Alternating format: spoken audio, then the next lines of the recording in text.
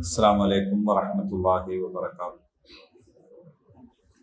الحمد لله رب العالمين والصلاة والسلام على رسول الأمين وعلى آله وصحبه أجمعين. أعوذ بالله من الشيطان الرجيم. إن الله اصطفى آدم ونوحا وآل إبراهيم وآل عمران على العالمين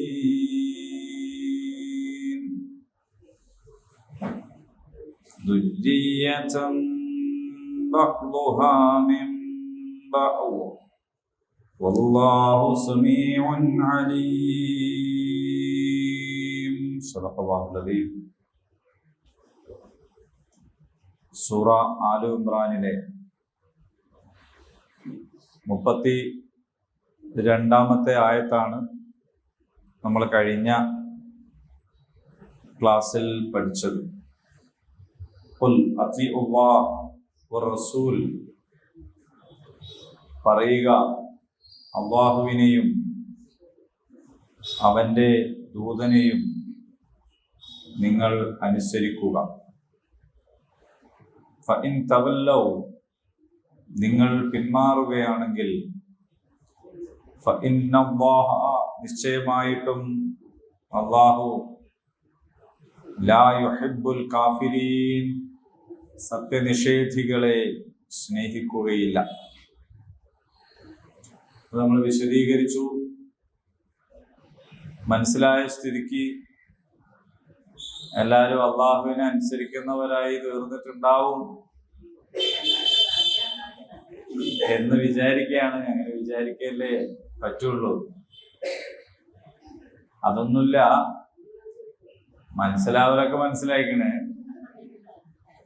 പിന്നെ അത് അനുസരിക്കണ കാര്യം അത് നമുക്ക് പിന്നെ ആലോചിക്കാം എന്ന് വെക്കുകയാണെങ്കിൽ നഷ്ടാണ്. ഖുർആൻ ക്ലാസ് നമുക്ക് അനുകൂലമായ സാക്ഷ്യം ആയിത്തീരണം. അതുകൊണ്ട് ശീലങ്ങളും പരമ്പരാഗതമായ നമ്മുടെ രീതികളും അവലംബിക്കുക എന്നതിനപ്പുറത്ത് പരിശുദ്ധ ദീനുൽ ഇസ്ലാം അള്ളാഹു നമുക്ക് അയച്ചു തന്നിട്ടുള്ള ജീവിത വ്യവസ്ഥയാണ് എന്ന ബോധ്യത്തോടെ ഖുർആനിലും സുന്നത്തിലും നമുക്ക് അറിയിച്ചു തന്നിട്ടുള്ള കൽപ്പനകളെ പാലിക്കാൻ നമ്മൾ പരിശ്രമിക്കണം എന്ന് ഒരിക്കൽ കൂടി ഓർമ്മിപ്പിക്കുകയാണ്.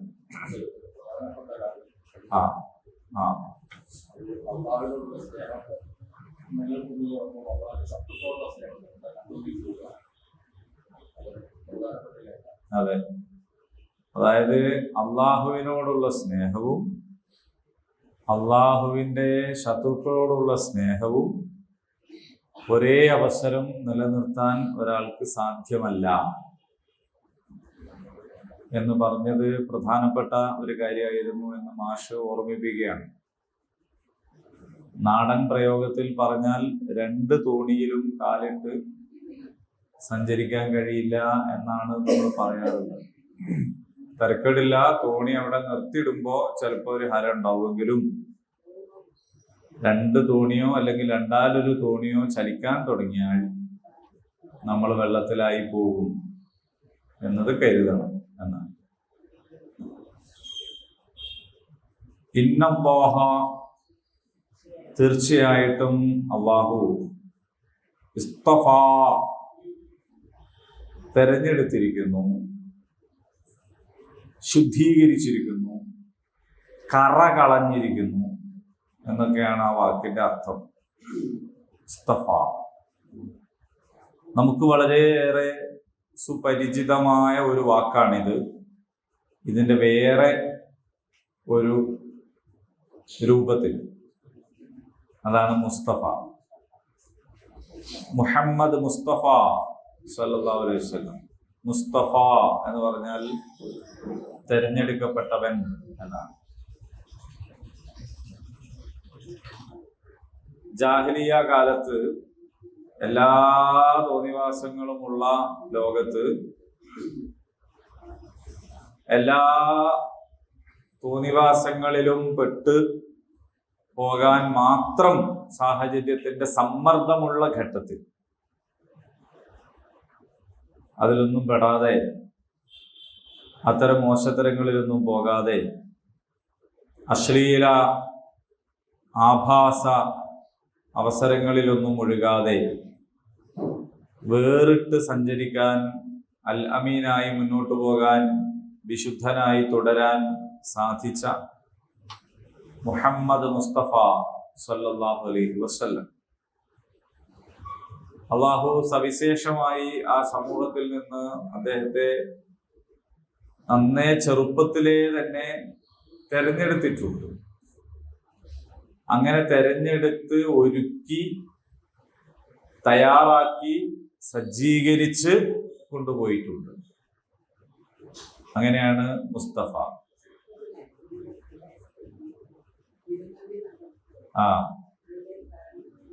അതൊക്കെ ഉണ്ടായിട്ടുണ്ട്. ശരി. ഇസ്തഫ എന്ന് പറഞ്ഞാൽ തിരഞ്ഞെടുത്തിരിക്കുന്നു. ആദം അർത്ഥം പറയേണ്ട കാര്യമില്ല, ആദമന്നെ അലൈഹിസ്സലാം. വനൂഹൻ അതും അർത്ഥം പറയേണ്ട കാര്യമില്ല, നൂഹ് അലൈഹിസ്സലാം തന്നെ. ഇങ്ങനെ പ്രത്യേകിച്ച് അർത്ഥം പറയാത്ത വാക്കുകളാണ് ഖുർആനിന്റെ 10% എന്നാണ് നമ്മൾ പഠിച്ചത്. വആല ഇബ്രാഹിം, ഇബ്രാഹിമിന്റെ ആൾക്കാര്, കുടുംബം. വആല ഇമ്രാൻ, ഇമ്രാന്റെ കുടുംബം. ആൽ ഒരു പ്രാവശ്യം പഠിച്ചാൽ അത് എന്തിനോട് ചേർക്കുന്നോ അതായി മനസ്സിലാക്കിയാൽ മതി. അല്ലാഹുമ്മ സ്വല്ലി അലാ മുഹമ്മദിൻ വഅലാ ആലി മുഹമ്മദ്, അല്ലേ? കമാ സല്ലൈത അലാ ഇബ്രാഹിം വഅലാ ആലി ഇബ്രാഹിം. അല്ലാഹുമ്മ ബാരിക് അലാ മുഹമ്മദിൻ വഅലാ ആലി മുഹമ്മദ് കമാ ബാരക്ത അലാ ഇബ്രാഹിം വഅലാ ആലി ഇബ്രാഹിം. ആൽ കുടുംബം. അലൽ ആലമീൻ, അല നമ്മൾ പഠിച്ചതാണ് എത്രയോ വട്ടം. അൽ ആലമീൻ എന്നതും നമ്മൾ പഠിച്ചതാണ്. എന്താണ് അതിന്റെ അർത്ഥം? അൽ ആലമീൻ എന്ന് പറഞ്ഞാൽ എന്താണ്? റബ്ബുൽ ആലമീൻ എന്ന് പറഞ്ഞാൽ എന്താണ്? സർവലോകങ്ങളും. ദുര്രിയതൻ, സന്താനങ്ങൾ, സന്താനങ്ങൾ. ദുര്രിയത്ത്, റബ്ബനാ ഹബ് ലനാ മിൻ അസ്വാജിനാ വ ദുര്രിയാതിനാ ഖുറത അയ്നിൻ വജഅൽനാ ലിൽ മുത്തഖീന ഇമാമാ. കൺകുളിർമ ഉണ്ടാകണമേ ഇണകളിൽ നിന്നും സന്താനങ്ങളിൽ നിന്നും എന്ന പ്രാർത്ഥന മുഅ്മിനീങ്ങൾ നിരന്തരമായി തുടർന്നുകൊണ്ടിരിക്കേണ്ടുന്ന ഒരു ദുആയാണ്. ദുര്രിയത്തൻ, കാരണം സന്താനങ്ങളെ നമുക്ക് തിരഞ്ഞെടുക്കാൻ പറ്റൂലല്ലോ. നല്ല മരുവളാട്ടോ എന്ന് നമുക്ക് വേണമെങ്കിൽ പറയാം. കാരണം നമുക്ക് സെലക്ട് ചെയ്യാൻ അവകാശം ഉണ്ടല്ലോ. മരുക്കൾ നമുക്ക് തിരഞ്ഞെടുക്കാലോ. മക്കളെന്താക്കും? മോന്റെ ഭാര്യ നല്ല വ്യക്തിയാണ് എന്ന് പറയാം. കാരണം ഓള് വലിപ്പായതിന്റെ ശേഷം നമ്മൾ തിരഞ്ഞെടുത്താണ്. ഓളെല്ലാം പോലെ നോക്കിയിട്ട്. മോളെ പിയാപ്പിള നല്ല ഒരുത്തനാന്ന് പറയാം. കാരണം പിയാപ്പിളനെ നമ്മൾ എന്താക്കിയതാണ്? സെലക്ട് ചെയ്തതാണ്. അതിൽ തകരാറൊക്കെ പറ്റും പലപ്പോഴും, രണ്ടും. പക്ഷെ മോനെ നമ്മൾ തെരഞ്ഞെടുത്തല്ല. ഇങ്ങനെ തിരഞ്ഞു നോക്കിയാൽ അതിനെ മണ്ടയ്ക്ക് പോട്ടെ, അങ്ങനെ പറയാൻ പറ്റില്ലല്ലോ. ഫോട്ടോ നോക്കിയിട്ട് എടുത്തതല്ലല്ലോ മോളെ. വാപ്പനെ അങ്ങനെ തന്നെ കേട്ടോ, ഉമ്മനെ അങ്ങനെ തന്നെയാണ്. നമുക്ക് സെലക്ട് ചെയ്യാൻ പറ്റുമോ? ഏതാണോ നമ്മളെ വാപ്പ അത് തന്നെ. കിട്ടിയത് കൊണ്ട് അൽഹംദുലില്ലാ എന്ന് പറയാന്നല്ലാതെ ഈ ഷേപ്പ് പോരാ എന്ന് പറയാൻ പറ്റൂലല്ലോ.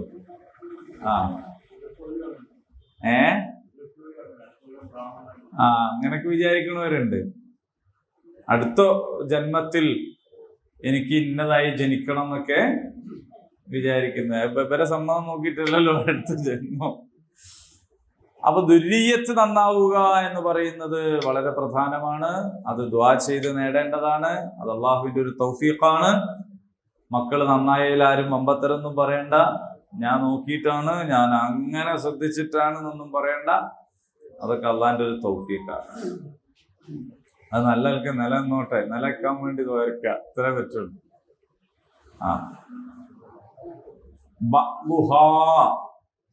അവരിൽ ചിലർ, മിൻ ബഅദ് ചിലരിൽ നിന്ന്, വല്ലാഹു സമീഉൻ അലീം, സമീഉ കേൾക്കുന്നവനാണ്, അലീം അറിയുന്നവനാണ്. ഇത്രയുമാണ് ഈ കാര്യം. സൂറ ആൽ ഇംറാനിന്റെ തുടക്കത്തിൽ ഞാനൊരു കാര്യം പ്രത്യേകം പറഞ്ഞിട്ടുണ്ടായിരുന്നു. അതെന്താണെന്ന് ചോദിച്ചിട്ട് ഇപ്പോ നിങ്ങളെ വിഷമിപ്പിക്കുന്നില്ല. നിങ്ങൾക്ക് എല്ലാവർക്കും നല്ല ഓർമ്മ ഉണ്ടാവും എന്ന് വിചാരിച്ചിട്ട് ഞാൻ പറയാതിരിക്കുന്നുമില്ല. ഞാൻ ഒന്നുകൂടി പറയാം. നിങ്ങൾ ഓർമ്മയുള്ള പോലെ ഇങ്ങനെ ഇരുന്നാ മതി. അതെന്താന്ന് ചോദിച്ചാല്, നജ്റാനിലെ ക്രൈസ്തവരായ ആളുകൾ, നജ്റാൻ എന്ന് പറയുന്ന ഒരു പ്രദേശം ഉണ്ടായിരുന്നു, ഇപ്പോഴുണ്ട്.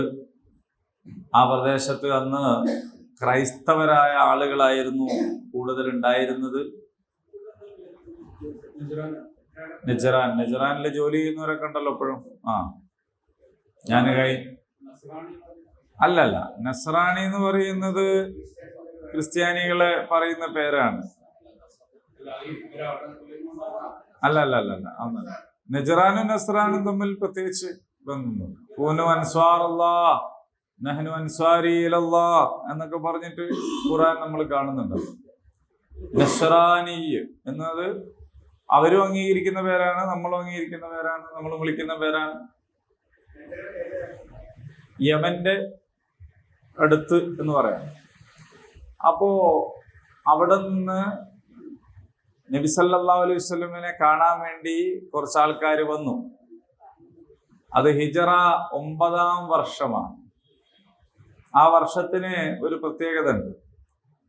അതെന്താന്ന് ചോദിച്ചാൽ നിവേദക സംഘങ്ങളുടെ വർഷം എന്നാണ് അത് അറിയപ്പെടുന്നത്.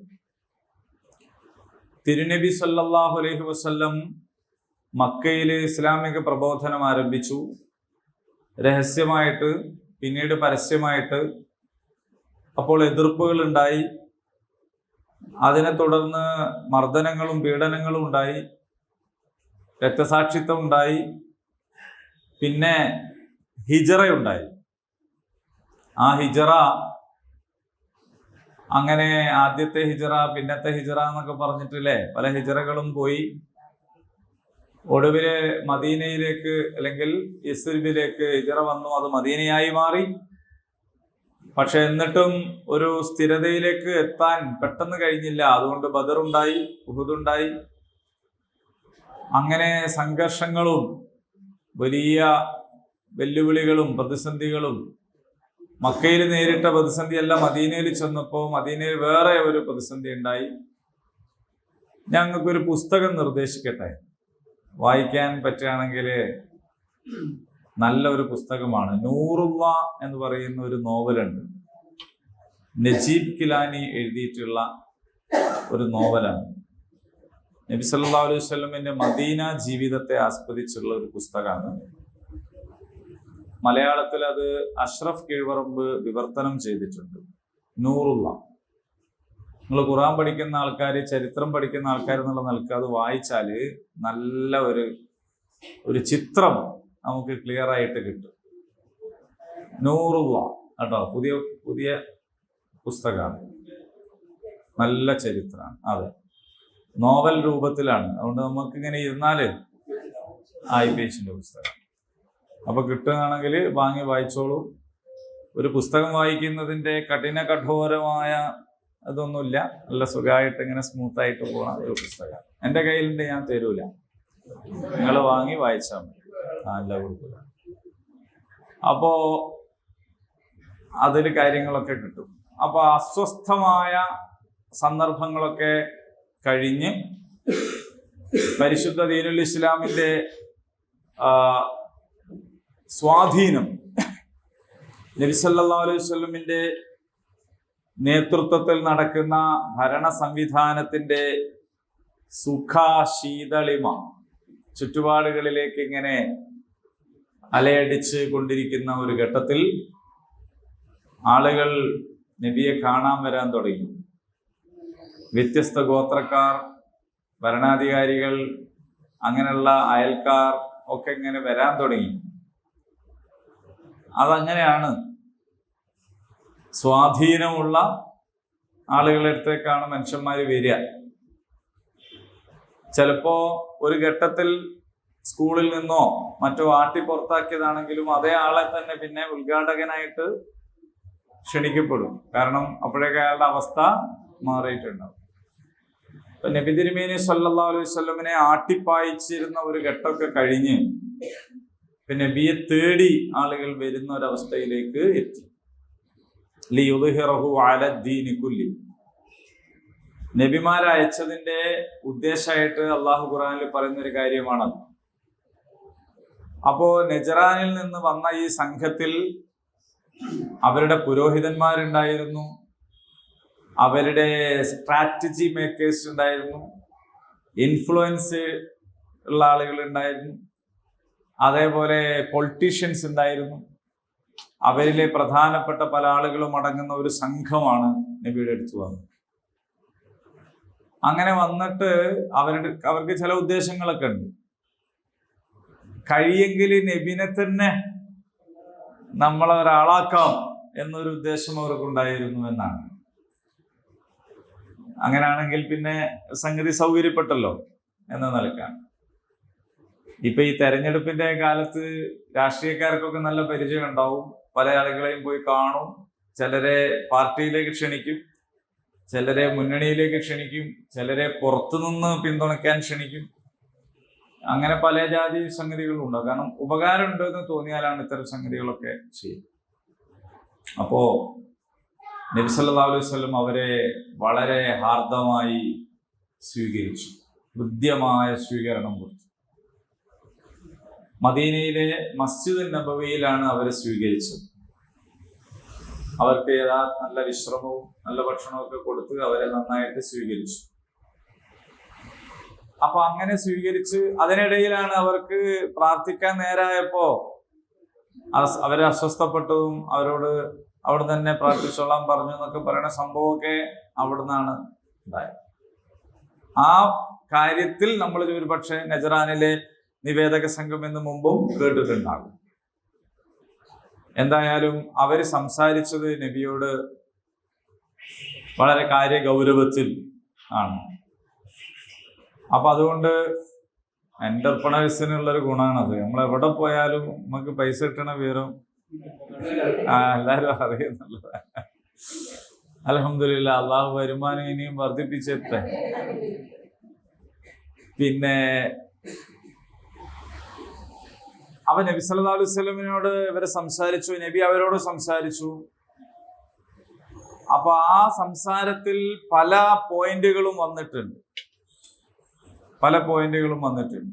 അവരുടെ വിശ്വാസങ്ങളെ അവര് പറഞ്ഞു. നബി സല്ലല്ലാഹു അലൈഹി വസല്ലമിന്റെ നിലപാട് നബി സല്ലല്ലാഹു അലൈഹി വസല്ലം പറഞ്ഞു. ഓക്കെ. അപ്പൊ ആ സമയത്ത് അവരുടെ ചോദ്യങ്ങൾക്ക് നൽകിയ ഉത്തരം, അതുപോലെയുള്ള ചോദ്യങ്ങൾ എന്നെല്ലാം ആവർത്തിക്കുന്നുവോ അപ്പോഴെല്ലാം അവർക്ക് നൽകാനുള്ള ഉത്തരം, ഇതൊക്കെ ആലു ഇമ്രാനിൽ ഉണ്ട് എന്ന് തുടക്കത്തിൽ പറഞ്ഞിരുന്നു. അതിതാ വന്നെത്തിയിരിക്കുന്നു. അതാണ് ഇപ്പോ തുടങ്ങുന്നത്. ഇപ്പൊ 33-ാമത്തെ ആയത്ത് മുതൽ അതെന്ത് ചെയ്യാണ്, ആരംഭിക്കുകയാണ്. നമ്മൾ അതിന്റെ പഠനം, അതിന്റെ അവതരണം ആരംഭിക്കുകയാണ്. അത് കുറച്ച് മുന്നോട്ട് അതുണ്ടാകും. അപ്പൊ ഈ ആലു ഇമ്രാനിലെ ആദ്യം തൗഹീദ് വിശദീകരിച്ചുകൊണ്ടാണ് ഈ സൂറത്ത് തുടങ്ങിയിട്ടുള്ളത്. അതെ. പിന്നെ പരിശുദ്ധ ഖുർആനിനെ കുറിച്ച് പറഞ്ഞു. ആ തൗഹീദിന്റെ ഏകദൈവ വിശ്വാസത്തിന്റെ പ്രായോഗികമായ താല്പര്യമാണ് ഇസ്ലാം എന്ന് ഈ അധ്യായം പഠിപ്പിച്ചു. അള്ളാഹുവിനെ അനുസരിക്കണം, റസൂലിനെ അനുസരിക്കണം എന്ന് പറഞ്ഞു.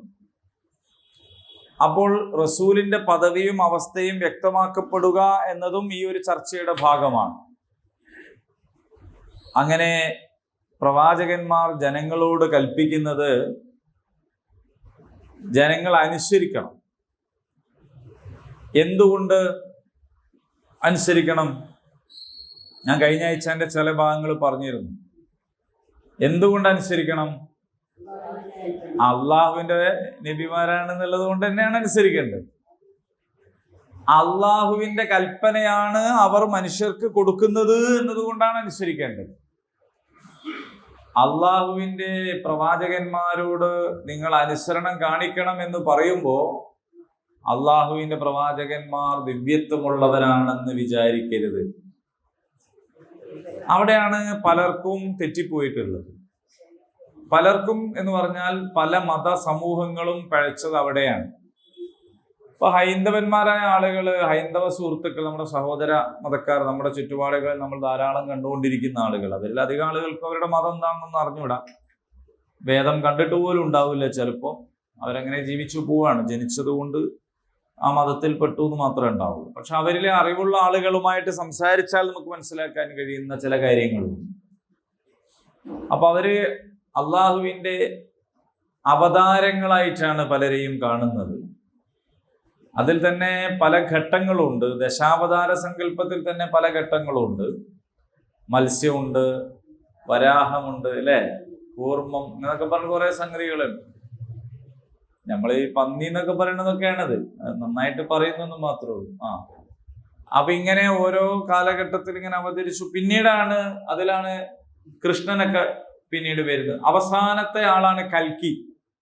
കലിയുഗത്തിൽ കൽക്കി വരുമെന്നാണ്. അപ്പൊ ഇതിനെക്കുറിച്ച് പല ആളുകളും വിശകലനം ചെയ്തപ്പോൾ ഈ കലിയുഗം എന്ന് പറയുന്നത് ജാഹിലിയ കാലമാണ്, ഡാർക്ക് ഏജ്. അത് വന്നു കഴിഞ്ഞിരിക്കുന്നു. അതിലെ കൽക്കിയാണ് യഥാർത്ഥത്തിൽ മുഹമ്മദ് നബി എന്നൊക്കെ നിഗമനങ്ങളിൽ എത്തിയിട്ടുള്ള പണ്ഡിതന്മാരും.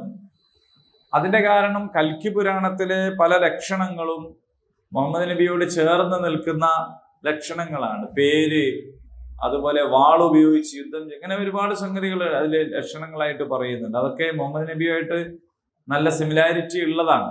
ഒരു പക്ഷെ ആകാം, മേ ബി, നമുക്കത് കൃത്യമായിട്ട് അറിയാത്ത കാര്യമാണ്.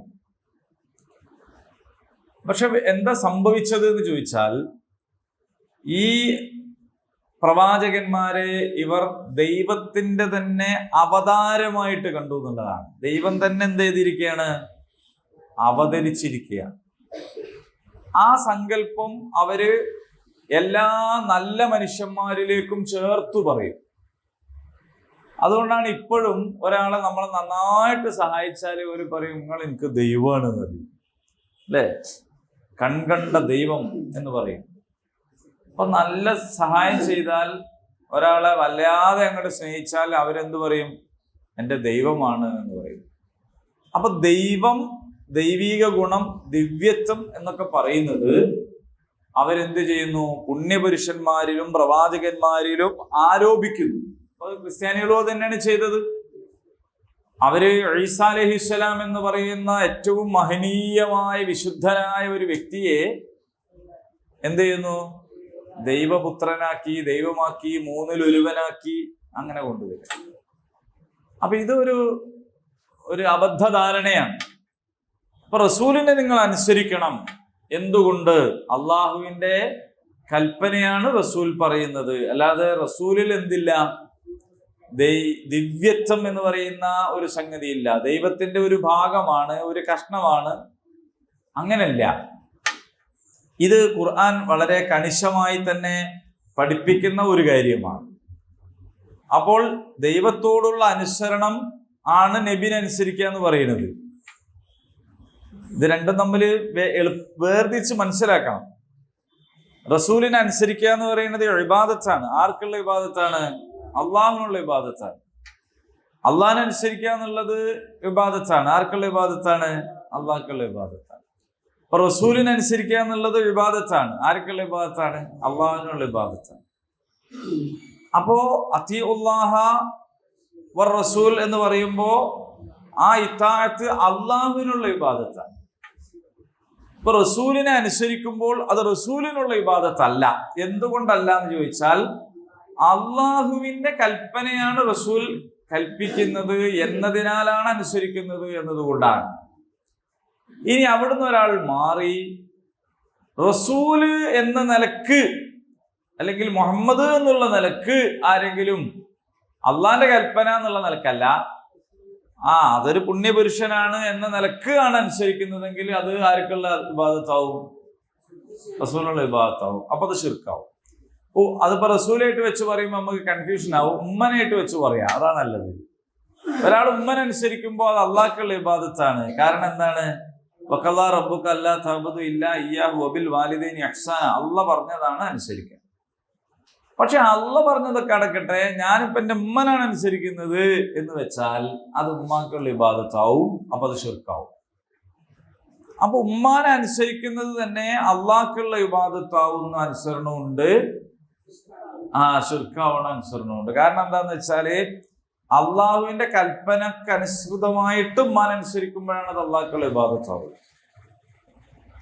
ഇത് ഈ സൂക്തത്തിൽ പറയുന്നത് എന്തിനാന്ന് ചോദിച്ചാൽ മഹാനായ ഈസാ അലൈഹിസ്സലാമിനോടുണ്ടായിരുന്ന ഇവരുടെ സമീപനം എന്ത് എന്ന് വ്യക്തമാക്കാനും അത് തിരുത്താനും വേണ്ടിയിട്ടാണ് ഇത് പറയുന്നത്. അപ്പൊ ഇവിടെ തുടങ്ങിയത് തന്നെ തെരഞ്ഞെടുത്തു എന്ന് പറഞ്ഞിട്ടാണ്. ഞാൻ പറഞ്ഞല്ലോ, തെരഞ്ഞെടുപ്പ് അത്രയും ഉള്ളൊരു അന്തരീക്ഷത്തിലാണ് നബിയെ തെരഞ്ഞെടുപ്പ്.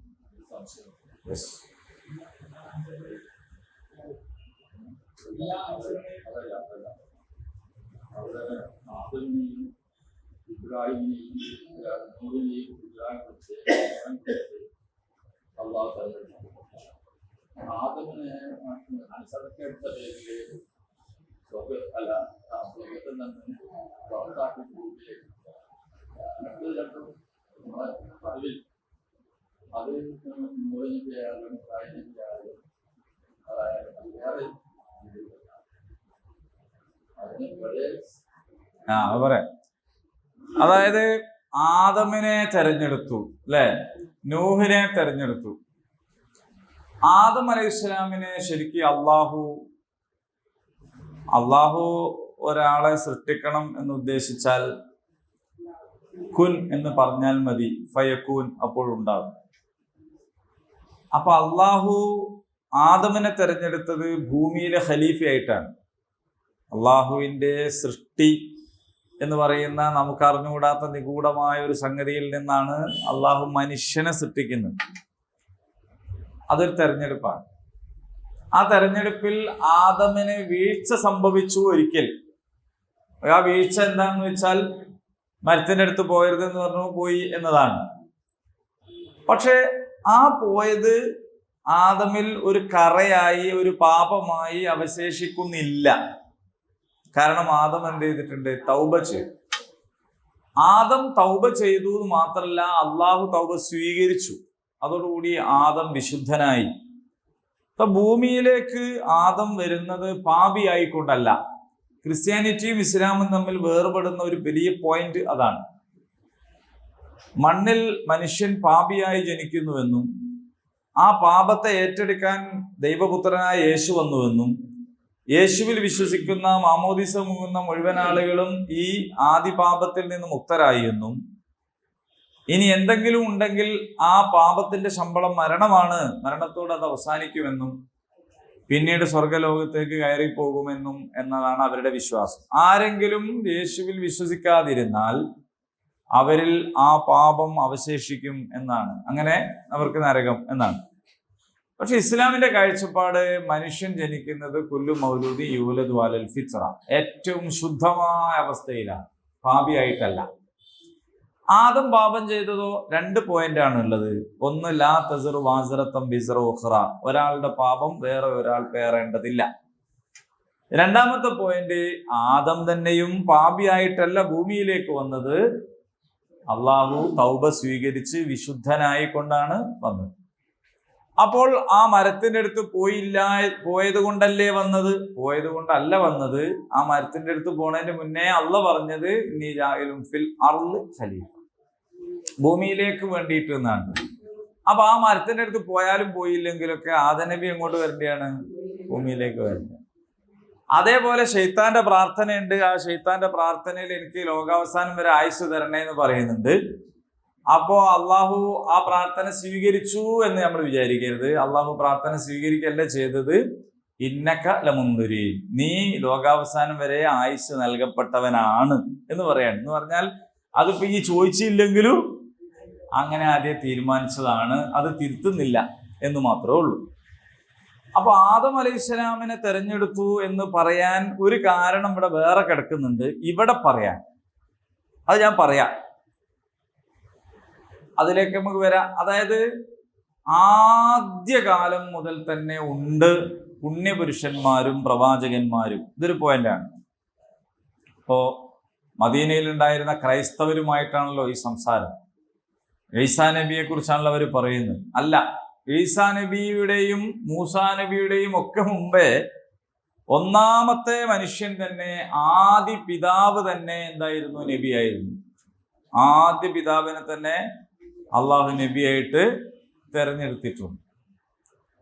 അപ്പൊ ആദം നബി, ഇബ്രാഹിം നബി, നൂഹ് നബി, മുഹമ്മദ് നബി, ഇങ്ങനെ നബിമാർക്കിടയിൽ ലാ നുഫർരിഖു ബൈന അഹദിൻ മിർ റസൂലി, ഒരു റസൂലിനും ഇടയിൽ വിവേചനം കാണിക്കാൻ പാടില്ല. എല്ലാവരും വിശുദ്ധരായ നബിമാരാണ്. അപ്പൊ മനുഷ്യൻ ഭൂമിയിലേക്ക് നിയോഗിക്കപ്പെട്ട ആളാണ് ആദം നബി. ഒന്നാമത്തെ ആളാണ് ആദം നബി. ഒരു കാരണവശാലും ഭൂമിയിലേക്ക് വരുന്നത് പാപിയായിക്കൊണ്ടല്ല, ആദം നബി വിശുദ്ധനായിക്കൊണ്ടാണ്. പിന്നെ അതിന്റെ മുമ്പ് ഉണ്ടായിട്ടുള്ള ആ സംഭവം ഉണ്ടല്ലോ, ആ സംഭവത്തിന് വേറെ പല ഹിക്മത്തുകളും ഉണ്ട്. പിന്നെ ആ ഹിക്മത്ത് നമുക്കറിയാവുന്ന കുറെ സംഗതി ഉണ്ട്, നമുക്ക് അറിയാത്തതുമുണ്ട്. അപ്പൊ അതവിടെ നടന്ന ഒരു ട്രെയിനിങ്, ഒരു കോഴ്സായിട്ട് കണ്ടാൽ മതി. അള്ളാഹു പാപം പുറത്തു കൊടുത്തിട്ട് വിശുദ്ധനായിട്ടാണ് ഭൂമിയിലേക്ക് വന്നത്. അപ്പൊ അതുകൊണ്ട് ഒരു ഡിഫക്റ്റ് അതിലില്ല എന്നർത്ഥം. അപ്പൊ ആദം കഴിഞ്ഞിട്ട് പിന്നെ പറയണത് നൂഹാണ്.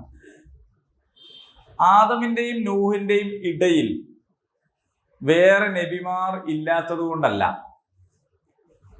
ആദമിന്റെയും നൂഹിന്റെയും ഇടയിൽ വേറെയും നബിമാരുണ്ട്. നമുക്ക് പേരറിയണ നബി തന്നെ ഉണ്ട്. ഖുറാനിൽ തന്നെ പറഞ്ഞ ഇദ്രീസ് അലൈഹിസ്സലാം.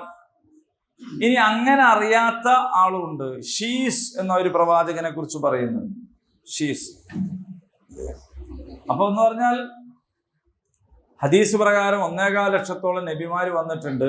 അതിൽ ആകെ 25 പേരാ ഖുറാനിൽ പറഞ്ഞിട്ടുള്ളൂ. കഴിച്ച് ബാക്കി നബിമാര് പല നാട്ടിലേക്കും പല കാലത്തും പല ഭാഷയിലും വന്നിട്ടുള്ളവരാണ്. പക്ഷെ ആദമിനെ പറഞ്ഞിട്ട് പിന്നെ നൂഹിനെ പറയാനുണ്ടായ കാരണം, ആദം അലൈഹിസ്സലാം നബിയാണ്, പക്ഷെ ആദം നബിക്ക് ഒരു വലിയ കിതാബൊന്നും കൊടുത്തിട്ടില്ല. ഒരു കിതാബൊന്നും കൊടുത്തിട്ടില്ല. നിങ്ങൾ ആലോചിച്ച് നോക്കൂ, ആദമും ഹവ്വയും, നമ്മളെ വല്യപ്പയും അല്ലേ, ഓൽക്ക് കല്യാണത്തിനൊന്നും പോകാനില്ല. കാരണം ഓലെന്നെ ഉള്ളൂ. വേറെ ആരെങ്കിലും ഉണ്ടോ? വേറെ ആരുമില്ല. പിന്നെ അദ്ദേഹത്തിന്റെ മക്കളും, വാപ്പയമ്മേ, കുറച്ച് മക്കളും, കുറച്ച് മക്കളിങ്ങനെ 3 മക്കളോ? അല്ല, കുറച്ച് മക്കള്. അപ്പൊ ആ മക്കള്, അവരുടെ മക്കള്, പിന്നെ അവരുടെ മക്കള്, അങ്ങനെയുള്ള ഒരു വലിയൊരു കൂട്ടുകുടുംബം, അത്രേ ഉള്ളൂ. അപ്പൊ അവർക്കിടയിൽ പരസ്പരം ഉള്ള ഇടപാടുകൾ, അതുപോലെ തന്നെ ബാക്കി കാര്യങ്ങൾ, ഇതിനൊക്കെ വലിയൊരു കിതാബിൻ്റെ ഒന്നും ആവശ്യമില്ല. അള്ളാഹു ഇങ്ങനെ പറഞ്ഞു കൊടുക്കും. അപ്പൊ അങ്ങനെയാണ് ഹാബീലിനോട് ആരെ കല്യാണം കഴിക്കണം എന്ന് പറഞ്ഞു, ഹാബീലിനോട് ആരെ കല്യാണം കഴിക്കണം എന്ന് പറഞ്ഞു. അവിടെ തന്നെ 4 മക്കളായില്ലേ. പിന്നെ എന്താ ടീച്ചറെ പ്രശ്നം? 2 ആണോ 1 പെണ്ണാണെങ്കിൽ ഉണ്ടോ തർക്കത്തിന്റെ പ്രശ്നം? അത് എവിടെ ഒന്ന് ഒരു സാധനം മാറിപ്പോയത്, അത് റെഡി. വേറെ മക്കളുണ്ട്.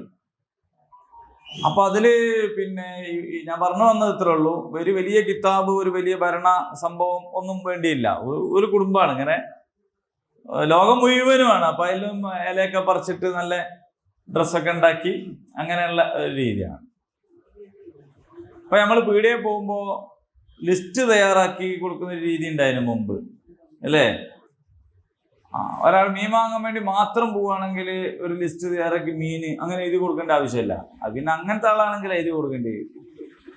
അങ്ങനത്തെ ആളും ഉണ്ടാവും, സാധാരണ ആൾക്ക് വേണ്ടിയില്ല. പക്ഷെ ലിസ്റ്റ് തയ്യാറാക്കേണ്ടി വരിക കുറേയേറെ കാര്യങ്ങൾ ഉണ്ടാകുമ്പോ അങ്ങനെ പറഞ്ഞാൽ പോരാ, ലിസ്റ്റ് തരാം, മറന്നുപോകും. ചില ആണുങ്ങളൊക്കെ ഓർമ്മ ഉണ്ടെങ്കിലും ചിലത് വാങ്ങൂല. എന്തിനാലും പിന്നെ ഏൽപ്പിക്കാണ്ടിരിക്കാൻ വേണ്ടിയിട്ടാണ്. അത് നിങ്ങൾക്ക് തിരിഞ്ഞാൽ മതി.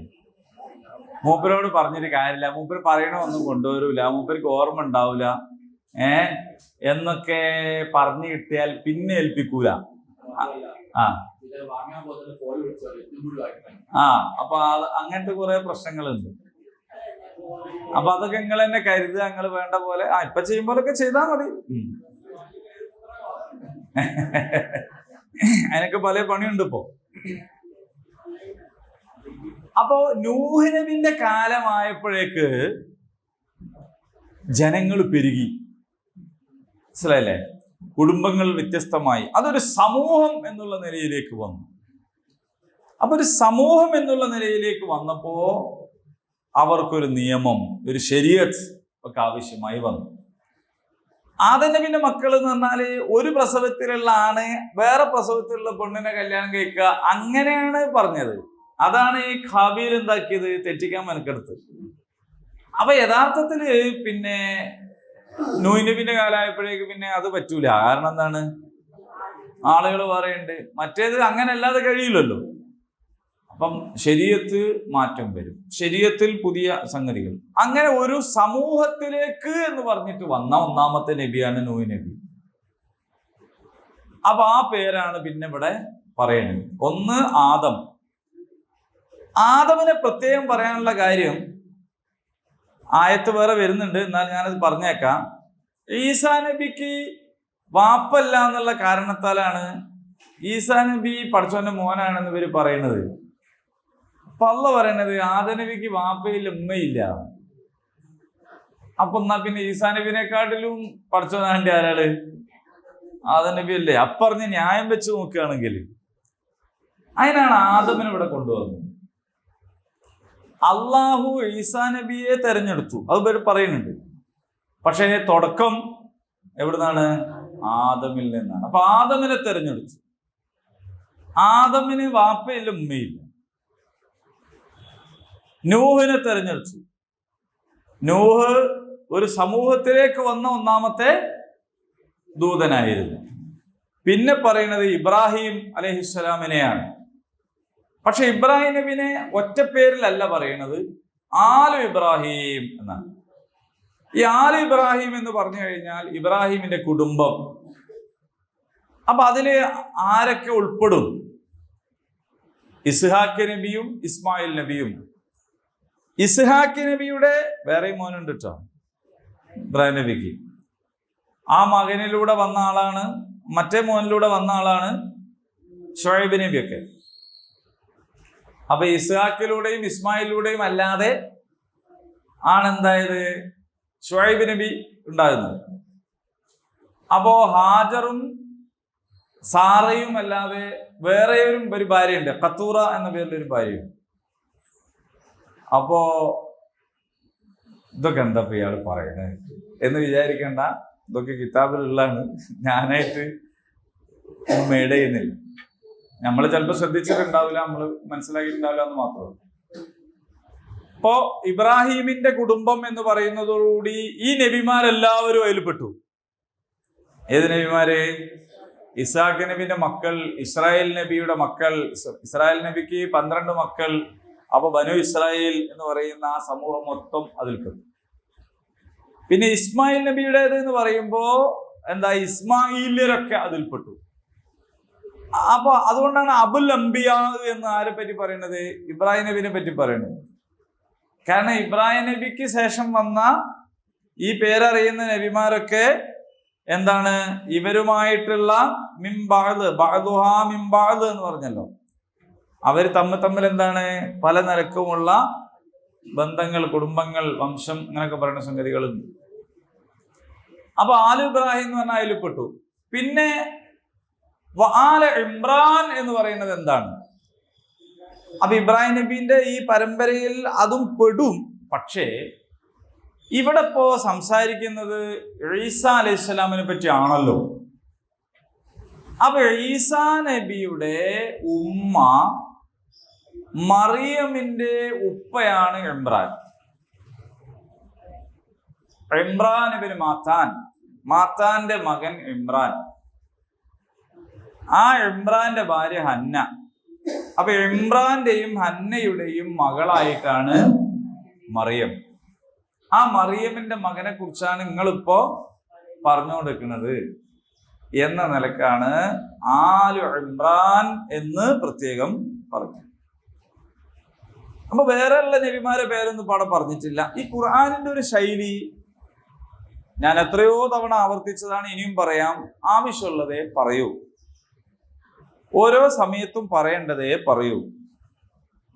ചിലത് ആവർത്തിച്ചു വന്നതായിട്ട് നമുക്ക് കാണാം. അത് കേവലാവർത്തനമല്ല. അപ്പൊ ആദം നബി പിന്നെ മരത്തിന്റെ അടുത്ത് പോയത് ശൈത്താൻ, ഇത് പിന്നെ ഇങ്ങനെ പറയുന്നത് എന്താന്ന് വെച്ചാൽ, ഓരോ ഖുർആൻ എന്ന് പറയുന്നത് ലേഖനല്ല, പ്രഭാഷണമാണ്. അത് നിങ്ങൾക്ക് അറിയാം,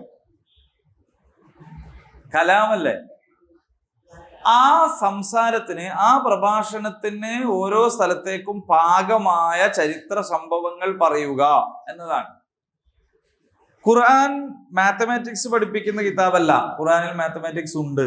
കെമിസ്ട്രി പഠിപ്പിക്കുന്ന കിതാബല്ല, കെമിസ്ട്രി അതിലുണ്ട്.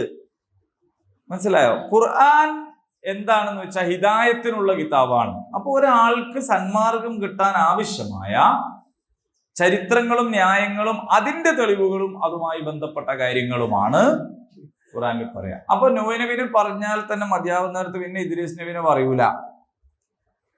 മനസ്സിലായോ? അപ്പോ ഓരോന്നിനും ഓരോ ഘട്ടങ്ങളും ഉണ്ട് എന്നർത്ഥം. അങ്ങനെയാണ് ഇവിടെ ആലു ഇമ്രാൻ.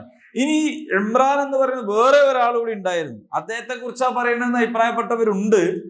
അത് മൂസാ നബിന്റെയും ഹാറൂൻ നബിന്റെയും ബാപ്പയായ ഇമ്രാനാണ്. മൂസാ നബിന്റെയും ഹാറൂൻ നബിന്റെയും ബാപ്പ ഒന്നാണെന്ന് നിങ്ങൾക്ക് അറിയില്ലേ? അതറിയില്ലേ? എന്ന് പറഞ്ഞാൽ അപ്പൊ മൂസാ നബീനെ പെട്ടിയിൽ ഒഴുക്കിയിട്ടാണല്ലോ മൂസാ നബി വലുതായത്. അപ്പൊ ഹാറൂൻ നബീനെ ഒഴിക്കുക പെട്ടിയതാ? ഒഴിക്കണോ? അതെ,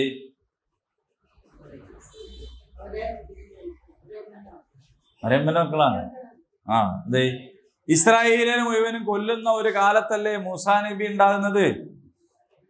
അപ്പൊ മൂസാ നബിനെ രക്ഷപ്പെടുത്തിയത് പെട്ടിയിൽ ഒഴുക്കി. ഹാറൂൻ നബീനെ എന്തേ കൊല്ലാഞ്ഞ്?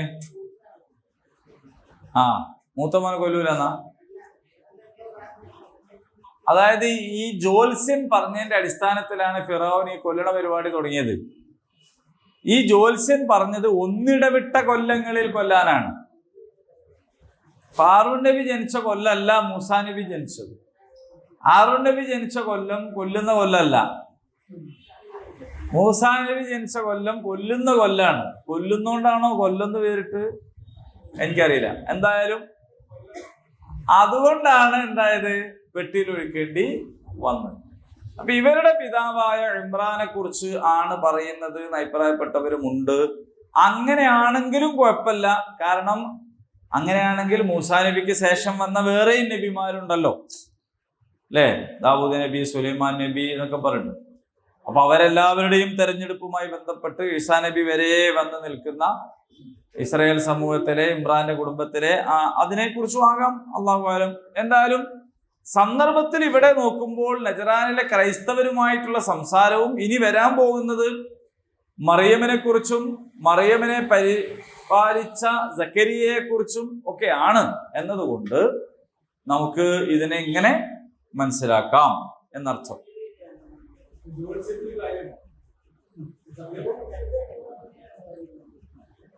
ജ്യോത്സ്യത്തിൽ സത്യം ഉണ്ടോന്ന് അല്ലേ? ജ്യോത്സ്യം അള്ളാഹു ശപിച്ച, കുറ്റമാക്കിയ, ഹറാമാക്കിയ ഒരു കാര്യമാണ്. അപ്പൊ അതുകൊണ്ടാണ് കൈനോട്ടം പാടില്ല എന്നൊക്കെ പറയുന്നത്. ആ ജാതി പണിക്ക് പോകാൻ പാടില്ല.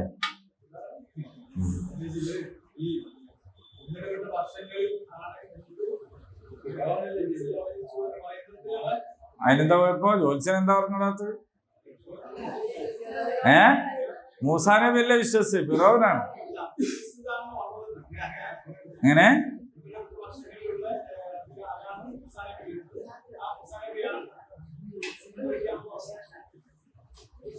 അതെ അതെ. അതായത് നിങ്ങളെ കൊല്ലാൻ ആള് വരുന്നുണ്ട് എന്ന് ജ്യോത്സ്യം പറഞ്ഞു. ആ പറഞ്ഞ പോലെ തന്നെയാണല്ലോ നടന്നത് അല്ലേ? പറഞ്ഞ പോലെ നടന്നില്ലാലോ. നടന്നിക്കാണെങ്കിൽ മൂസാ നബി വരൂലല്ലോ. വരാണ്ടിരിക്കാനല്ലേ ഇപ്പൊ ഈ പറഞ്ഞു കൊടുത്ത്. മൂസാ നബി വരാണ്ടിരിക്കല്ലോ വേണ്ടി. ഇന്ന് മൂസാ നബി വരാണല്ലോ ചെയ്തത്. അത് കൺകെട്ടുകാരുടെയും ജാലവിദ്യക്കാരുടെയും പിന്നെ മാരണക്കാരുടെയും ജ്യോത്സ്യന്മാരുടെയും ഒരു കാലായിരുന്നു. ഇന്നത്തെ പോലല്ല. അവരുടെ ഒരു കാലം ആയിരുന്നു. അതുകൊണ്ടാണ് മൂസാ നബി എന്താക്കിയത്? കയറിട്ടിട്ട് പാമ്പാക്കിയത്, വടിയിട്ടിട്ട് പാമ്പാക്കിയതൊക്കെ അതിന് ആ മുജിസത്തോണ്ട് നേരിട്ട്. അതുകൊണ്ടാണ്. ശരി, എന്തായാലും പാടില്ലാത്ത കാര്യമാണത്. അങ്ങനെ മനസ്സിലാക്കുക.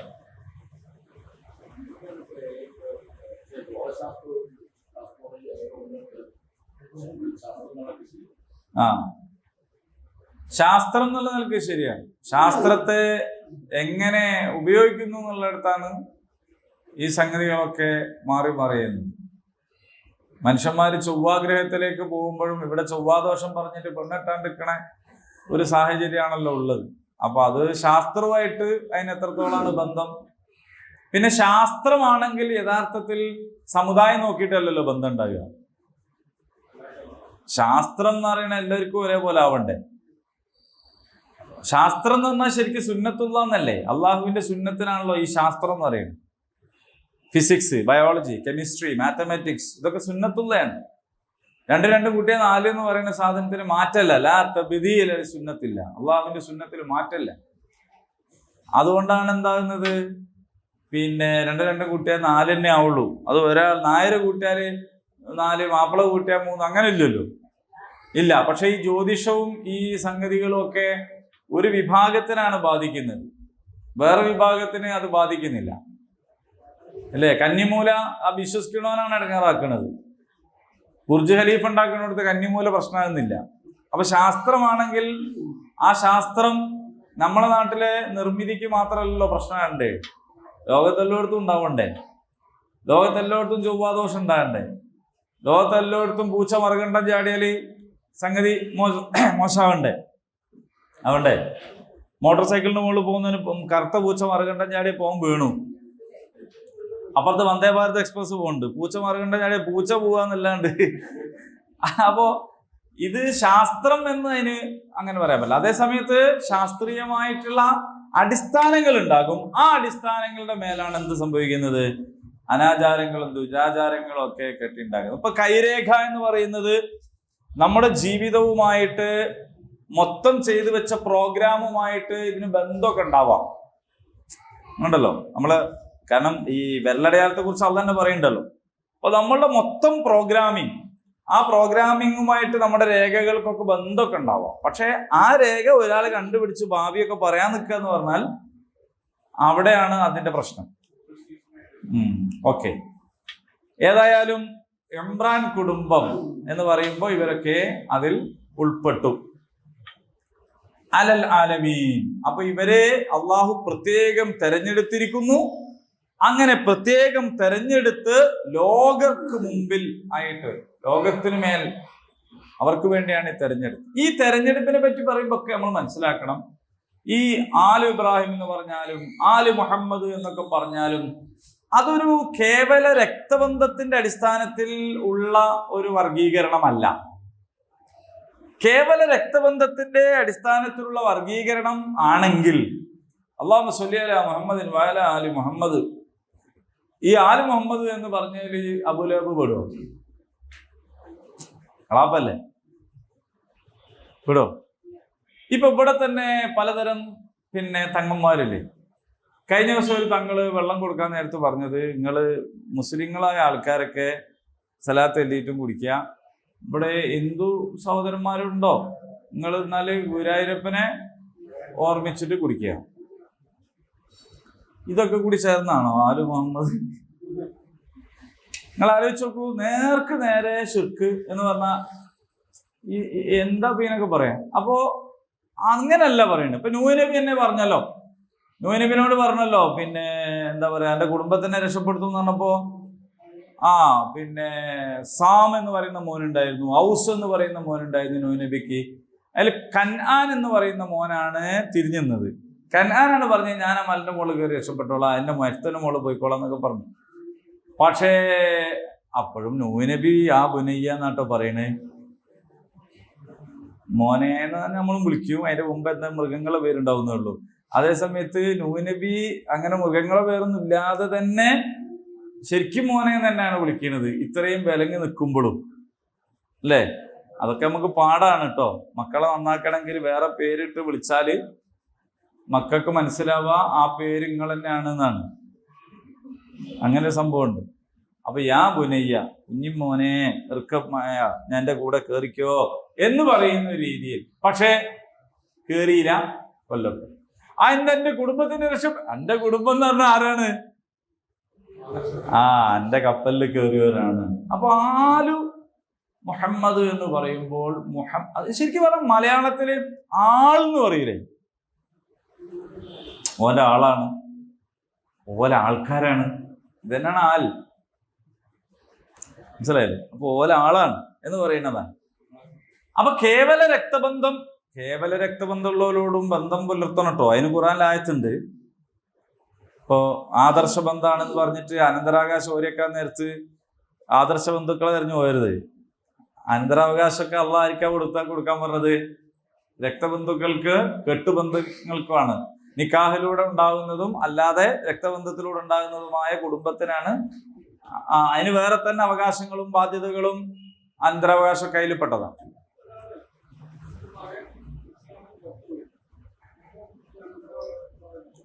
ഇല്ലാവൂല, ബാധകാവൂല എന്ന് പറഞ്ഞാൽ അതിപ്പോ ഏതുപോലെ എന്ന് വെച്ചാലേ ഈ പുറത്തു പോകലിന്റെ ഒരു അളവും തോതും സാഹചര്യവും ഒക്കെ അനുസരിച്ചാണത്. ചില ആൾക്കാരുടെ മോൻ പുറത്തു പോയതാണ് നാട്ടുകാർ അറിയുള്ളൂ, അപ്പൊ അതേ പോയി ഉണ്ടാവും. പേര് കുഞ്ഞമ്മദ് എന്നാണ്, പള്ളിക്കലും വരുന്നുണ്ടെന്ന് ഉണ്ടാവുള്ളൂ. ഇർത്തിദാദ് ആർക്ക് സംഭവിച്ചിട്ടുണ്ടാവും? ആദ്യം തന്നെ അയാൾക്ക് സംഭവിച്ചിട്ടുണ്ടാവും. അപ്പൊ അത് ശരിക്ക് മുർത്തദ് മറ്റയാളുടേതോ ഇയാളുടേതോ തിരിച്ചോ അനന്തരം എടുക്കൂല എന്നാണ് അതിന്റെ ആ പൂർണ്ണമായ അവസ്ഥയിൽ. അപ്പൊ ആ അവസ്ഥയും കാര്യങ്ങളൊക്കെ പഠിച്ചിട്ടേ അതിനെപ്പറ്റി പറയാൻ കഴിയുള്ളൂ. എന്ത് തരം ഇർത്തിദാദാണെന്നൊക്കെ നോക്കണം. അപ്പോ അതൊക്കെ ആയിട്ട് ബന്ധപ്പെടുത്തിയിട്ട് അത് മനസ്സിലാക്കാൻ പറ്റുള്ളൂ എന്നർത്ഥം. ഏതായാലും പിന്നെ കുടുംബം എന്ന് പറയുന്നത് ആദർശപരമായ ഒരു ബന്ധം കൂടി ചേർത്തുകൊണ്ടാണ് എന്ന് മനസ്സിലാക്കണം. അതുകൊണ്ടാണ് ഇപ്പൊ ഇസ്രായേലിൽ തന്നെ ഇപ്പൊ ആലു ഇബ്രാഹിം എന്ന് പറഞ്ഞു, ഇസാഖ് നബിന്റെ മക്കള് എന്നിങ്ങനെ പറഞ്ഞിങ്ങനെ പോയ നെതന്യാഹു ഒക്കെ പയിൽപ്പെട്ടല്ലേ അല്ലെ. അപ്പോ അത് വെറും ഒരു കബീല, ഒരു ഗോത്രം, ഒരു രക്തം അന്ന നിലക്കല്ല എന്ന് മനസ്സിലാക്കണം. അള്ളാഹു തെരഞ്ഞെടുത്തു, അവര് അങ്ങോട്ടും ഇങ്ങോട്ടും മക്കളാണ്. വല്ലാഹു സമീഉൻ അലീം. ഇതുകൂടി പറഞ്ഞിട്ട് നിർത്താം, എന്നിട്ട് ബാക്കി കാര്യങ്ങളിലേക്ക് അള്ളാഹു അനുഗ്രഹിച്ച അടുത്ത ആഴ്ച പോവാം. സമീആണ് അള്ളാഹു. നമ്മളും സമീഅല്ലേ, നമ്മളും കേൾക്കണം ചെയ്യും. അങ്ങനല്ല. അപ്പൊ എങ്ങനെയാ പിന്നെ നമ്മൾ കേൾക്കുന്നതും അള്ളാഹ് കേൾക്കുന്നതും തമ്മിലുള്ള വ്യത്യാസം എന്താ? ഓരോന്ന് അക്കട്ട് പറയും. നമ്മൾ പറഞ്ഞാലേ കേൾക്കുള്ളൂ, അള്ളാഹ് പറയാണ്ട് തന്നെ കേൾക്കും. അതെ, അത് മനസ്സിലുള്ളത് അറിയാന്ന് പറയുന്നത് വേറൊരു സംഗതിയല്ലേ. അള്ളാഹു അഅലം എന്ന് പറയാം, അത് അള്ളാഹിന്റെ അറിവിനെ കുറിച്ചല്ല, കേൾവിനെ കുറിച്ച് പറയും. നമ്മളെ കേൾവി അള്ളാഹിന്റെ കേൾവിയും തമ്മിലുള്ള വ്യത്യാസം എന്താണ്? മനസ്സുള്ളത് വിട്, മനസ്സിലുള്ളത് അള്ളാഹ്ക്ക് അറിയാന്നുള്ളത് അത് വേറൊരു സംഗതിയല്ലേ. കേൾവി എന്താണ്? കേൾവിക്ക് പരിധിയുണ്ട്. കൃത്യമായ ഡെസിബൽ ആണ് നമ്മുടെ കേൾവിയുടെ പരിധി. ഈ കേൾവിന്റെ അളവാണ് ഡെസിബൽ എന്ന് പറയുന്നത്. 1.5 കിലോ കേൾവി എന്നൊന്നും പറയാൻ പറ്റൂലല്ലോ, 2 മീറ്റർ കേൾവി എന്നും പറയാൻ പറ്റും. കേൾവി ഡെസിബൽ അനുസരിച്ച്. അപ്പോ ആ നിശ്ചിതമായ അളവിന്റെ താഴെ ഉള്ളത് നമ്മൾ കേൾക്കൂല, മേലുള്ളത് കേൾക്കൂല. അങ്ങനെയുള്ള എന്തോ ഒരു വിമാനല്ലേ ഒച്ച വെക്കാത്ത? സൂപ്പർ സോണിക്ക. ശബ്ദത്തേക്കാൾ വേഗം എത്തുന്ന. പേര് തെറ്റിയാൽ പേരേ തെറ്റുള്ളൂ, അങ്ങനെ സാധനം ഉണ്ട് കേട്ടോ. അപ്പൊ അത് നമ്മൾ കേൾക്കൂല. ഭൂമി തിരിയണ ഒച്ച നമ്മൾ കേൾക്കൂല, കാരണം അത് ആ പരിധിനേക്കാളും കൂടുതലാണ്. അപ്പോ അള്ളാഹുവിന് അങ്ങനെ ഇല്ല, ചെറുതും കേൾക്കും. ഇനി അള്ളാഹു എങ്ങാനും നമ്മക്ക് അങ്ങനെ ഒരു കഴിവ് തന്നാൽ അതിൻ്റെ താഴെയുള്ളൂ നമ്മൾ കേൾക്കൂ. ഉറുമ്പൾ പറഞ്ഞത് സുലൈമാൻ നബി കേട്ടൊക്കെ ചെയ്തില്ലേ? അതാണ്. അപ്പോ ഉറുമ്പൾ പറയുന്ന മനസ്സിലായില്ലേ? അപ്പൊ നമ്മൾ ഈ മിണ്ടാപ്രാണി അറിയണ എന്തിനായിട്ടിരിക്കണേ? പോലും മിണ്ടണത് നമ്മ കേൾക്കൂല. ശരിക്കും ആ പ്രാണിന്റെ കുഴപ്പമല്ലത്. മിണ്ടാപ്രാണി മിണ്ടെന്നൊക്കെ ഉണ്ട്, നമ്മക്ക് തിരിയണില്ല. നമ്മക്ക് തിരിയാൻ ഞാൻ പിന്നെ ഇല്ല എന്നാണ്. അതുകൊണ്ടാണ്. ശരി, അള്ളാഹുവിന് അങ്ങനെ പരിധികളില്ല. എത്ര ചെറുതും കേൾക്കൂ, എത്ര വലുതും. പിന്നെ ഒന്നുകൂടി പറയും, ഞാൻ പറയും. നമ്മളെ കേൾവി അള്ളാഹിന്റെ കേൾവിയും തമ്മിലുള്ള വ്യത്യാസം. നെക്സ്റ്റ് കഴിഞ്ഞു. എത്ര ഉള്ളൂ? പറയേ, നിങ്ങൾ പറഞ്ഞു നോക്കിയാലല്ലേ ഉള്ളൂ, അല്ലാണ്ട് ഞാൻ കേൾക്കൂലല്ലോ. എന്താണ്? Very good. അത് നല്ലൊരു സംഗതിയാണ്. അതായത് ഇതൊന്നും ഉണ്ടാക്ക്, ഞാൻ ഫോൺ ചെയ്യട്ടെ, കേൾക്കണില്ല എന്ന് പറയില്ലേ നമ്മള്? പറയില്ലേ? TV ഓഫാക്കി ഫോൺ ചെയ്ത് കേൾക്കില്ല അറിയില്ലേ? അതെന്താണ്? അതും ഇതും ഒന്നിച്ച് കേൾക്കാൻ കഴിയില്ല. അപ്പൊ ഇതിലെ ഒരു അനൗൺസ്മെന്റ് ചെയ്ത് പോവുകയാണെങ്കിൽ നമ്മൾ നിർത്തിയേക്കൂ. കാരണം എന്താ? അണ്ടൂടി നടക്കൂല. നമ്മൾ കേൾക്കുന്നത് പലതും കേൾക്കാത്തത് കൊണ്ടാണ്. അതുകൊണ്ട് തന്നെ ആയിരിക്കും അള്ളാഹു ഈ ഇതിന് താഴെയുള്ള നിങ്ങൾ കേൾക്കണ്ടെന്ന് വെച്ചത്. കാരണം നമ്മളെ തലയിലെ പേനൊക്കെ വർത്താനം പറയുന്നത് നമ്മൾ കേൾക്കുകയാണെങ്കിൽ ഉള്ളൊരു അവസ്ഥ ആലോചിച്ച് നോക്കിയാല് മനസ്സിലുള്ള സൗകര്യം ഉണ്ടാവോ? പേനൊരു ഭാഗത്തുനിന്ന് പണ്ട് കാലത്താണെങ്കിൽ മൂട്ട, അപ്പൊ പിന്നെ ഇല്ലാന്ന് തോന്നുന്നുണ്ട്. കൊതുക് കൊതുക് അല്ലാണ്ട് തന്നെ ചിറകടിക്കണ തന്നെ കേൾക്കും. പിന്നെ എറുമ്പ് പറയണത്, സകല വർത്താനം നമ്മൾ കേട്ടുള്ള അവസ്ഥ എന്തായിരിക്കും? അപ്പൊ നമ്മൾ കേൾക്കുന്നത് ഒരു സമയത്ത് ഒന്നേ കേൾക്കൂ, എല്ലാം കൂടി കേൾക്കൂല. ഒരാൾ എന്നോട് ഇപ്പൊ അടുത്ത ദിവസം പറയാണ്, എനിക്ക് ആൾക്കാർ വർത്താനം പറയുമ്പോൾ കേൾക്കണമാതിരി തോന്നിപ്പിക്കാൻ കഴിയുന്നു. ഓൽക്ക് തോന്നുന്നു ഞാൻ കേൾക്കണുണ്ട് എന്ന്, പക്ഷെ ഞാനൊന്നും കേൾക്കില്ല. പക്ഷെ എനിക്ക് അങ്ങനെ കഴിയുന്നു. പിന്നെ എനിക്ക് ആരോട് എന്തോ പറയാൻ തോന്നുന്നു.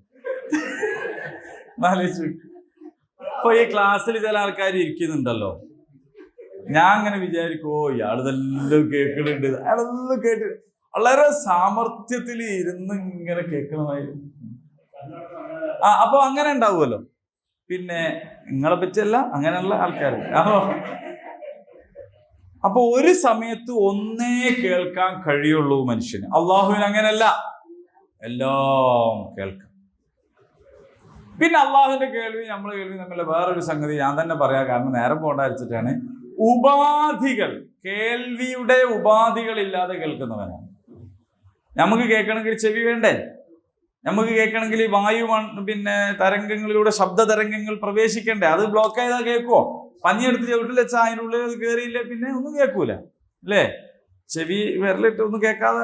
അപ്പോ കേൾക്കാൻ കാതു വേണം, വായു വേണം, ശബ്ദം, അത് ഇതെല്ലാം ഇങ്ങനെ ഒരുപാട് സംഗതികൾ മീഡിയകളായി ഉണ്ടെങ്കിലേ നമുക്ക് കേൾക്കാൻ പറ്റും. അള്ളാഹുവിന്റെ ഒന്നും ആവശ്യമില്ല, കാതില്ലാതെ കേൾക്കുന്ന. ഇങ്ങനെ കേൾക്കുന്നവനാണ് അള്ളാഹു എന്ന ബോധം, അതൊരു അറിവായിട്ടല്ല, അതൊരു കൃത്യമായ ബോധ്യമായിട്ട് നമുക്ക് ഉണ്ടാകണം. കാരണം നമ്മൾ പറയുന്നതെല്ലാം അള്ളാഹു കേൾക്കുന്നു. നമ്മളിപ്പോ ഒരാളെ പറ്റി പറഞ്ഞുകൊണ്ടിരിക്കുമ്പോ അയാളും കൂടി കയറി എന്നാലും എന്താലേ ഈ ഫാനൊക്കെ അങ്ങനെ കറങ്ങാന്നല്ലാണ്ട് ഒരു കാര്യമില്ല, വെറുതെ ഒച്ച മാത്രം. അപ്പൊ ഓൻ വിചാരിക്കും പാവം ഇത്രയും നേരം ഫാനിനെ പറ്റിയാ പറഞ്ഞു, ഇത്ര നേരം ഓനെ പറ്റിയാ പറഞ്ഞു. ഈ പറഞ്ഞേലും ഒരുത്തൻ അപ്പൊ ഇറങ്ങിപ്പോയാലോ പോയ സാധനം ഏതാന്ന് നിങ്ങൾക്ക് മനസ്സിലായി. അപ്പൊ അടുത്തതിനെ പറ്റി അന്ന് പറഞ്ഞാൽ പോയോ ഇത് കേൾക്കണില്ല എന്നുള്ള ധൈര്യത്തിലാണ്, കേൾക്കുന്നില്ല എന്നുള്ള ധൈര്യത്തിലാണ് ഇത് പറയുന്നത്. പക്ഷേ പോയോനാ കേൾക്കാത്തതുള്ളൂ, അവിടെ ഉള്ളവൻ കേൾക്കുന്നുണ്ട് എന്ന ബോധം ഉണ്ടാകുമ്പോ നിങ്ങളുടെ സംസാരത്തെ നിങ്ങൾ എന്ത് ചെയ്യണം? സൂക്ഷിക്കണം, നിയന്ത്രിക്കണം. അതിനാണ് അള്ളാഹ് കേൾക്കുന്നവനാണ് എന്ന് പറഞ്ഞത്. നിങ്ങൾ പിറുപിറുക്കുന്നതും പിന്നെ നിങ്ങളുടെ ഹൃദയങ്ങളുടെ പിന്നെ ഇതെല്ലാം അള്ളാഹു കേൾക്കും. അപ്പം മൂന്നാമത്തെ ആളെ പറ്റി രണ്ടാള് പറഞ്ഞാലും അഞ്ചാമത്തെ ആളെ പറ്റി നാലാള് പറഞ്ഞാലും ഒക്കെ ആര് കേൾക്കും? അള്ളാഹു. അപ്പൊ അള്ളാഹു കേൾക്കുന്നവരാണ് എന്നറിഞ്ഞാൽ നമ്മളുടെ പറയലിനെ നിയന്ത്രിക്കാൻ നമുക്ക് സാധിക്കണം എന്നാണ്. അപ്പൊ ഇവിടെ പറഞ്ഞതിനുള്ള ഉദ്ദേശം വേറെയാണ്, പ്രത്യേകമായ ഉദ്ദേശമുണ്ട്. അതിലേക്ക് ഇൻഷാ അല്ലാഹ് നമുക്ക് അടുത്ത ക്ലാസ്സുകളിൽ പോകാം. ഇത് ഖാലത്ത് ഇംറാന റബ്ബി ഇന്നി നദർതു ലക മാ ഫീ ബത്നി എന്ന് പറഞ്ഞിട്ട് ആയത്ത് തുടരുകയാണ്. അള്ളാഹു ഉപകാരപ്രദമായ വിജ്ഞാനത്തെ നമുക്ക് വർദ്ധിപ്പിച്ചു തരുമാറാകട്ടെ. ഉപകാരമില്ലാത്ത അറിവിൽ നിന്നും ശമനമില്ലാത്ത രോഗങ്ങളിൽ നിന്നും അള്ളാഹു നമ്മളെ കാത്തു രക്ഷിക്കുമാറാകട്ടെ. اللهم ربنا تقبل منا إنك أنت السميع العليم وتب علينا إنك أنت التواب الرحيم. ربنا آتنا في الدنيا حسنة وفي الآخرة حسنة وقنا عذاب النار. آمين. الحمد لله رب العالمين. السلام عليكم ورحمة الله وبركاته.